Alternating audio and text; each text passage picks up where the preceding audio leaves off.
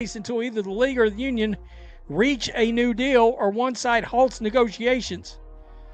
Given the significant difference in ask, the WNBPA announced on December 18th that its members have voted overwhelmingly to authorize a strike when necessary. That could theoretically happen as soon as midday. They're talking. They're basically saying it's a wrap. Of course, the court of public opinion is going to be a mother on this. The clock is a slow, silent metronome in any high-stakes negotiation. But in the final hours of a collective bargaining agreement, each tick echoes like a drumbeat. For the WNBA, that metaphorical clock was winding down toward midnight on January 9th, 2020. The air, once thick with the righteous energy of a movement, began to change. A subtle, then decisive shift in pressure. This wasn't just a labor dispute anymore. It was a public drama entering its final, most perilous act.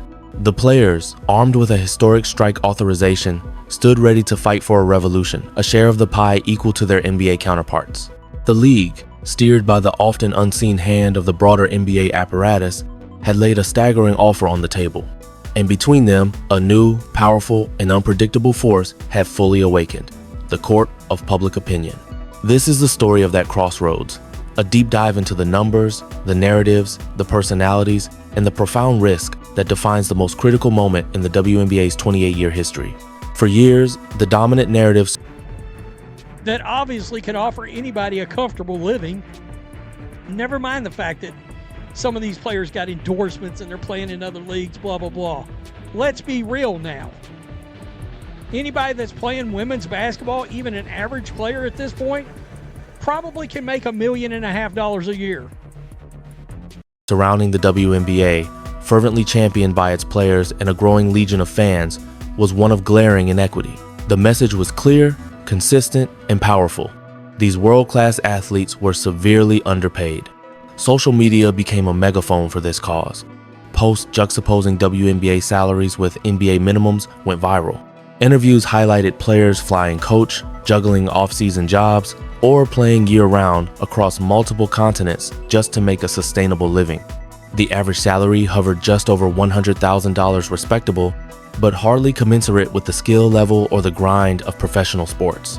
The comparison to the NBA, where average salaries soar into the millions, was not just a talking point, it was a moral indictment. This campaign wasn't manufactured, it was rooted in truth. It tapped into a broader cultural conversation about gender, value, and visibility. Fans, media, and even casual observers rallied behind the players.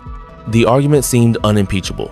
If you watch them, support them, and buy their jerseys, they deserve to be paid fairly. The Players Association, under Executive Director Terry Carmichael Jackson, harnessed this energy perfectly. It wasn't just a negotiation, it was a crusade for respect. And on December 18th, that crusade mobilized its army. The WNBPA announced its members have voted overwhelmingly to authorize a strike. The weapon was now on the table, a clear signal. And a deal won't be done. And the league is bracing for the possibility of eventual player strike. And it's crazy because these players are considering a strike right now. You want to talk about looking horrible publicly? That players were willing to halt the game itself to force change. The pressure was squarely on the league. Then, the details of the league's proposal leaked, and the seismic shift began. The league's offer wasn't a minor adjustment. It was a quantum leap. The framework would transform the financial reality for every player in the league. The average salary would catapult from just over $100,000 to nearly $780,000, a nearly nine-fold increase for the typical player. For the league's brightest stars, projections showed annual compensation climbing close to $2 million by the end of the new agreement. This wasn't a raise, it was a reconstruction of the pay scale. The public, once a unified chorus for the players, started to do the math. A narrative that had flowed in one direction for months suddenly hit a dam of pragmatism. Comment sections and fan forums, once filled with supportive hashtags, began sprouting tougher questions. $800,000 on average? From a fan's perspective, that is life-altering, generational wealth. The conversation expanded beyond the base salary. Commentators and fans began to striking is, quote, not something that we're going to do right this second, but we have in our back pocket. WNBA players, the WNBA won't lock out players, sources told CNBC. Bravo. And if the players do strike, that doesn't necessarily mean games will be missed. The season doesn't start till May. Factor in the modern athlete's entire portfolio. Lucrative off-season play in the new 3-on-3 league, which could offer six-figure payouts for a short stint, existing overseas contracts that often dwarfed WNBA salaries, and for the top tier, endorsement deals that were growing with the league's popularity. When you started stacking these income streams, the picture changed dramatically. An average player could realistically approach $1.5 million annually. A star, combining her WNBA salary, overseas play, 3-on-3, and endorsements, could land between $3 and $4 million. The very elite names like Aja Wilson, Breanna Stewart, and now Caitlin Clark could venture into the $4-5 million range. This context, once a footnote, became a headline. The simplistic "they are underpaid" argument now had to contend with a more complex reality. They were being offered a deal that would make them, on average, among the highest paid female team sport athletes in the world, in a league with a famously fragile financial history. And then came the league's masterstroke in public relations. They made it known, decisively, offered you to go from a $249,000 salary to a nearly $2 million salary by the end of the new deal.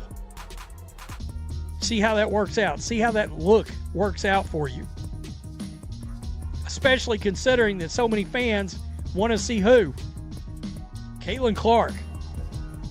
All right. Quote, we are still waiting on the league and teams to show up to these negotiations with the same spirit of compromise. That they would not initiate a lockout.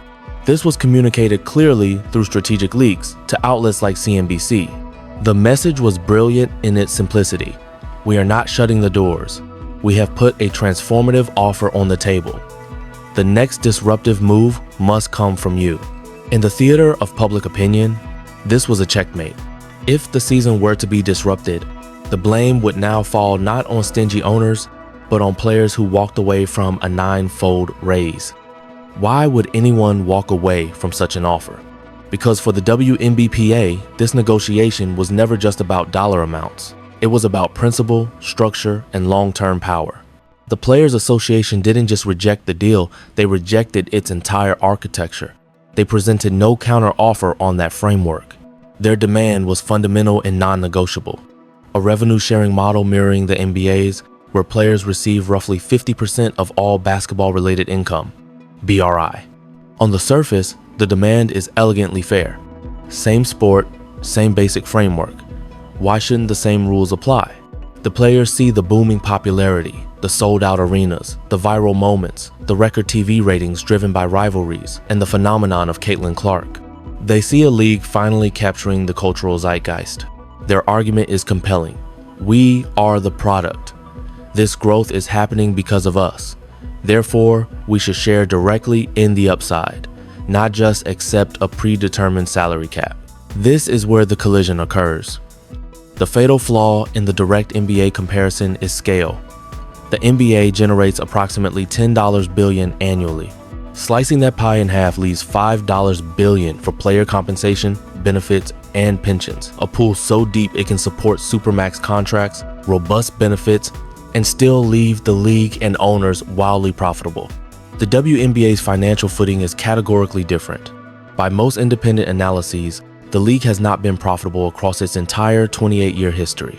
It was founded and has been sustained as a long-term investment, largely propped up by the financial might and infrastructure of the NBA. The recent media rights deal, a landmark $240 million per year agreement, is indeed a game changer, a massive jump from the past.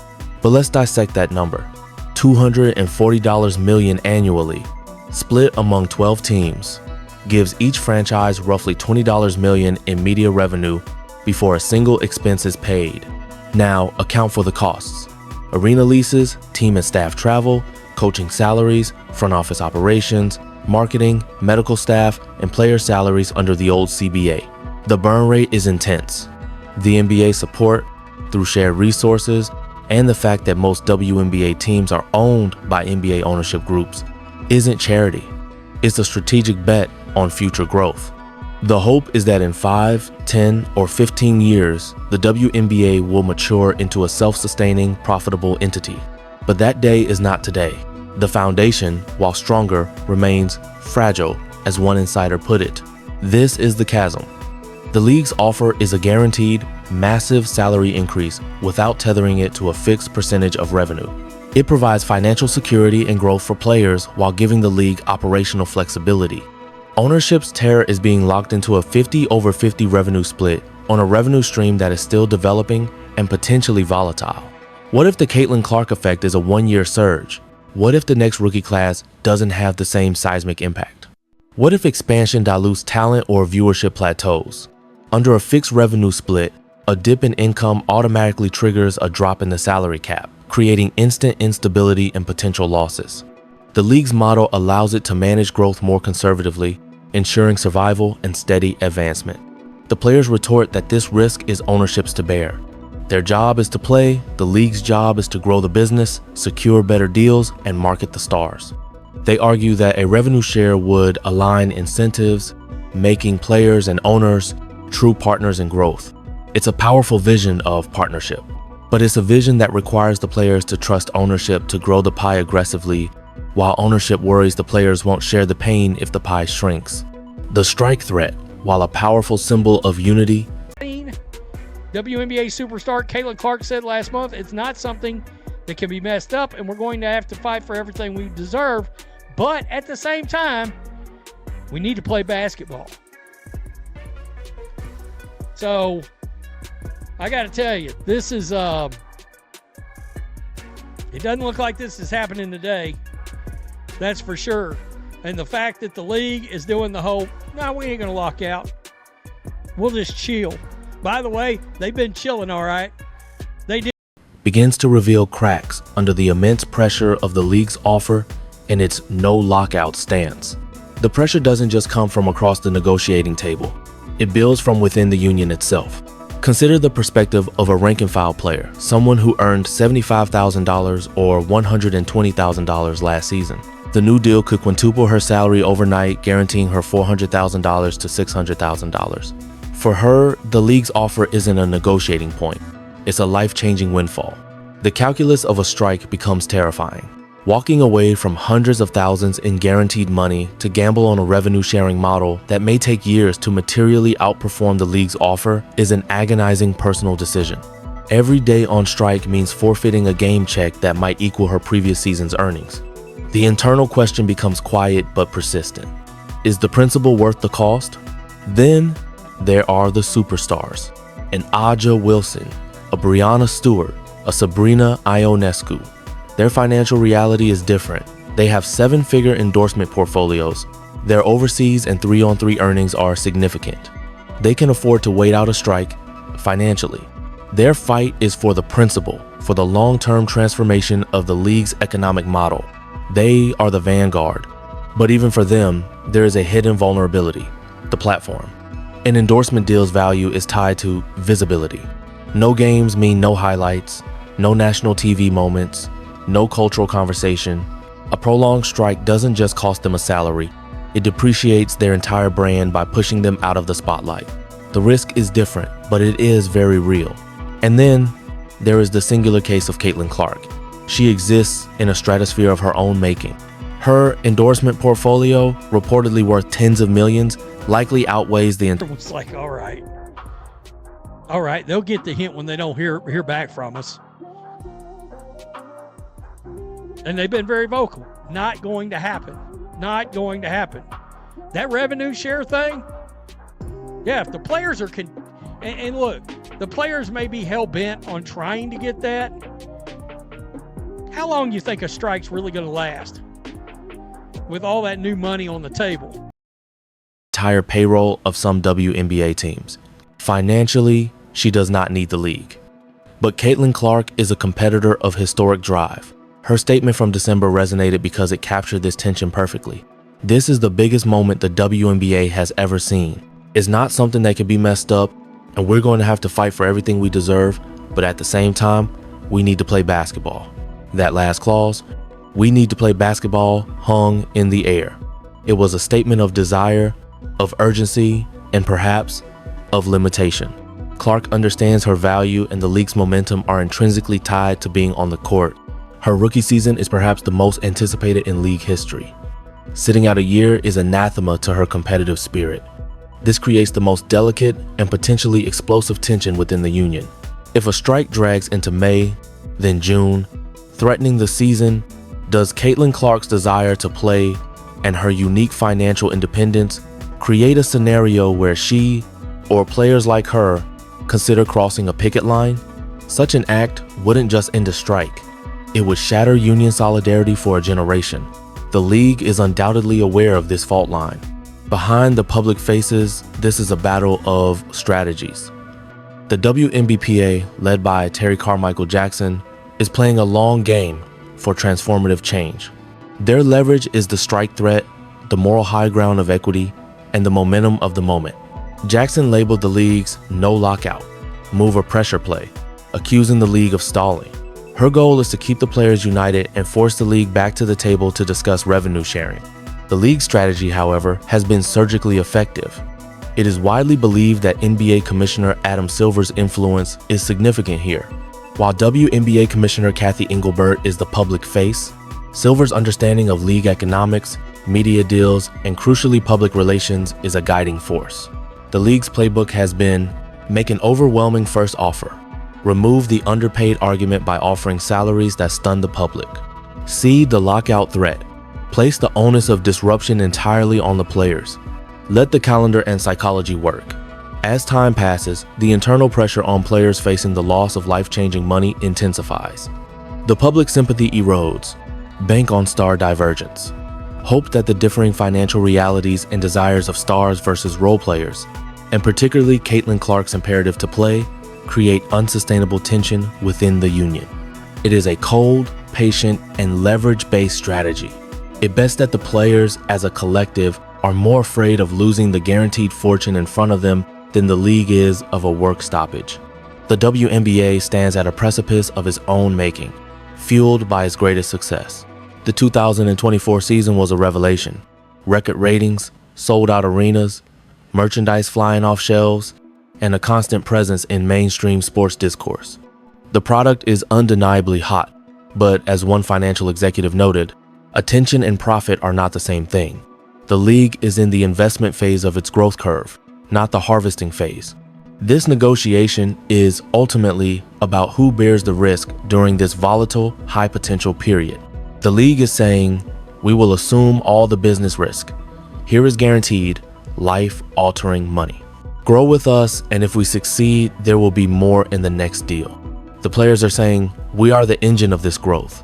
We want to be true partners, sharing both the risk and the reward now. Guarantees are not enough. We want a stake. Both positions are logically defensible, but only one side currently holds the leverage of time, public sentiment, and the powerful allure of guaranteed cash. The January 9th deadline passed without a deal, but also without catastrophe. The old CBA remains. Negotiations continue in a tense limbo. The league can afford to wait, watching the off-season calendar compress. Free agency, training camps, preseason games, all these milestones become pressure points on the players. So, where does this lead? The most probable outcome is a version of the league's current offer, perhaps with modest sweeteners on travel, childcare, or marketing bonuses, allowing the WNBPA to claim meaningful victories. The core historic guaranteed raises without a fixed revenue split will likely remain. Basketball will be played in May. The fight for the 50 over 50 model will be deferred, becoming the defining mission for the next CBA when the financials may be robust enough to support it. The less likely but catastrophic path is a prolonged strike. If the players dig in, the league has signaled it will wait them out. The casualties will be immense: lost salaries, shattered fan goodwill, evaporated momentum, and a possibly permanent fracture within the player ranks. The spectacle of players rejecting near $1 million average salaries would be a public relations nightmare from which recovery would be slow and painful. The final question is not about fairness in the abstract. It is about risk tolerance in reality. The league is betting everything that the players' tolerance for walking away from generational wealth is low. The players are betting that the league's tolerance for squandering its greatest moment is lower. It's a high-stakes game of chicken, played on the global stage, with the future of a league hanging in the balance. One side will blink. The history of sports labor suggests it is usually the side with the most to lose in the short term. And as the days tick past January 9th with no lockout and no strike, the weight of that reality grows heavier by the hour. The WNBA's brightest dawn is here, but it is threatened by the very shadow of the struggle to claim it. The game, for now, is in the hands of the negotiators, the players, and the unforgiving court of public opinion. The next move will define a generation,